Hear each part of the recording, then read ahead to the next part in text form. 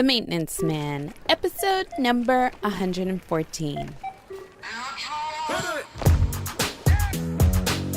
This episode of the Keep It 100 Girl podcast is brought to you by Target. You know, moms deserve the best.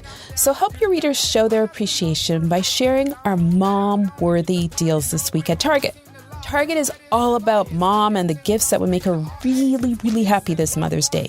Gifts don't always have to be tangible, but in honor of that special lady in your life who receives little credit for all she does, Target has some great deals on gift items that are just for her. If you have a fabulous fashionista mom, look, Target's got 20% off women's jewelry and accessories, as well as BOGO 50% off dresses and rompers. Does your mom love the kitchen? Take advantage of the Mother's Day kitchen sale and save up to 20% off brands like KitchenAid and Ninja. Don't miss your chance to save an extra 10% on furniture. You're going to use this promo code LOVEMOM. For easy access, find the Target shopping link to these sales located right there in the show notes. It's right there on your mobile phone, in fact, or your desktop. You're going to look in the lower right-hand corner of this episode, and you're going to see like 3 periods. So you're going to click on that and select View Full Description. Or look, I'm going to make it easy for you. Just head on over to ninababel.com/podcast, and you're going to look for the Target shopping link located under episode number 114. So these were the rules from some sassy but classy women.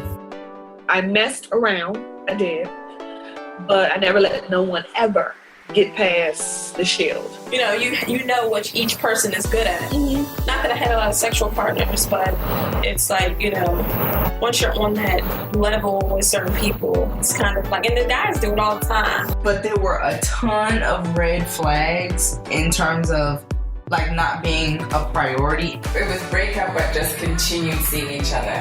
It was breakup with no status.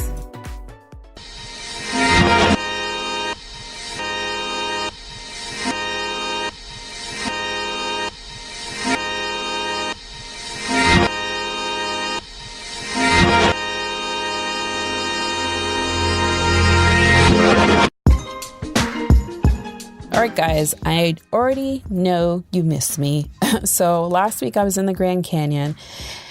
And, you know, before I left, and you guys, if you've been following me, you'll know that I go into these peaks and valleys of being just mentally spent. And last week was a clear example of just not having no brain juice left to give. But I'm recharged now and ready to go. And I even got a little nudge last night on Facebook from one of my listeners saying, hey, where's my podcast episode? And that just confirmed that I had to get back in the saddle, doing what I love. And that's keeping it 100, not only self-checking myself, but to those of you out there who volunteer your real life personal stories. So welcome back to the Keep It 100 Girl podcast. As always, thanks so much for listening in this week and every week. But I'm broadcasting live from Washington, D.C., and I'm your host, Nina Babel. And if you're joining for the first time, look, I keep it real, I keep it true. I help women. And you know what? Even you men out there, celebrate embarrassment in their lives. This is where I get both men and women to tell the truth, nothing but the truth, even if it's totally embarrassing or super cray. That's right. 50 shades of cray.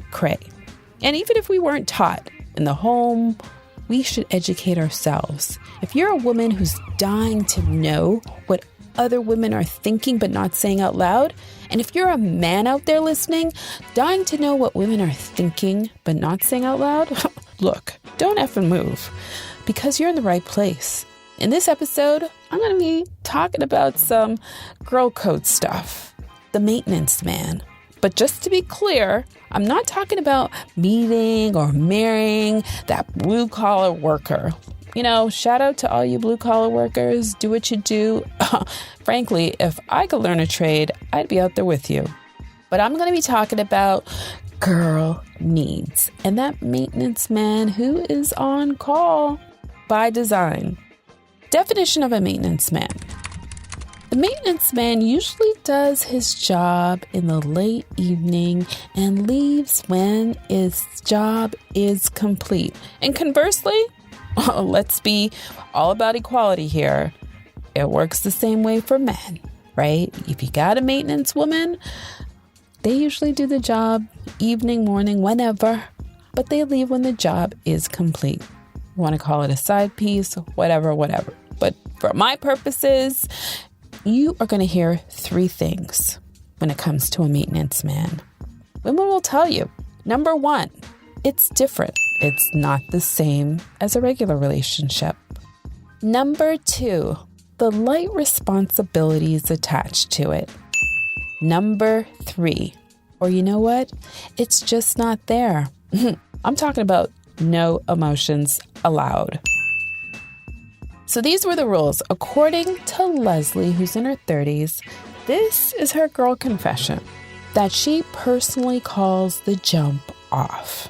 Just to be clear, she's not the jump off, but refers to her own maintenance man episodes as her own jump off. Laura's maintenance man was a youngin'. She's divorced, single mother, and you know what? She doesn't want drama. In fact, this situation worked really great for her, and more so the results. I messed around, I did, but I never let no one ever get past the shield. You would always get the mean me, and then I would be a little nice just to be physical with you. Like I knew what I was doing. So what was messing around in your world? Is it just like a needs thing? Like messing around back in our day was, what's up? We hang out, all right, cool, we go to the movies, and then we go home, go to your house, or go to my house, and we have sex. And then you go your way, I go mine. Yep, definitely.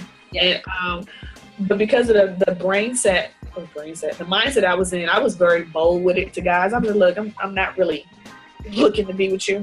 Right. So we chill, and it happened. I'm going home because I'm going to go take care of my son. You know what it is, just keep it real.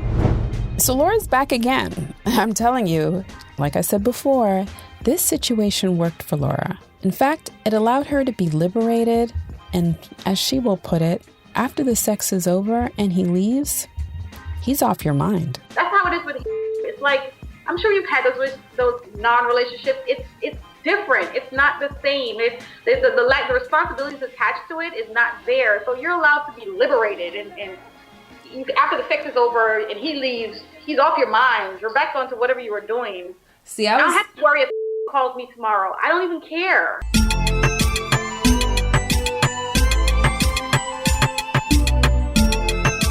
So what do I say to all of you out there? Do you want to call it hookups? Do you want to call it one-night stands? All of it is just curious, whether it's normal dating behavior in your world, Tinder behavior, all of it's deliberate. And I'm not being judgy. Remember, no filters, no judgment. But I'm calling a Nina spade here. This behavior stems from a selfish, sometimes even a temporary mindset thing, right? We're recovering from a divorce. We're coming out of a bad relationship. We don't want commitment. One day you're going to realize, gosh, what was I thinking? Like, is this so pathetically embarrassing that I had to stoop to this? I mean, it's not humanly sustainable. That's what I'm trying to say. Even if you do give into that, and even if you do it on a regular basis, that says something about you, your personality, and lack of commitment. I don't care if you're a woman or a man, it works either way. We willingly put ourselves in this predicament. Some of you out there have had your fair share of these type of relationships, but look what you've done. You've allowed men, you've allowed women to treat you this way. And what makes it worse is we live in a dating world where we expect to get some from day one. I am not promoting the maintenance man as being cool, trendy, and normal, right? All I'm saying is these are the things that people do that they're thinking, but they're not saying out loud. But I am. So I just want to put it out there. Because sometimes I think romance is dead and hookups are commonplace. And that's why I wanted to talk about the maintenance man. Casual sex is very, very damaging for any person out there when there isn't intimacy that a loving relationship gives you. It could be damaging to your self-esteem, your self-worth, and you know what? It makes you feel cheap. Don't expect love from a hookup or from a maintenance man. Remember, all of that is deliberate.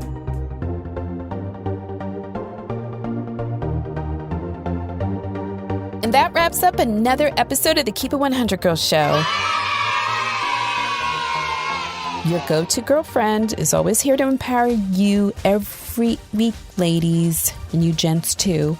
The best conversations, they happen after each podcast. I bring socially and sexually taboos out into the light that most of us only share with our closest, tightest girlfriends or even guy friends.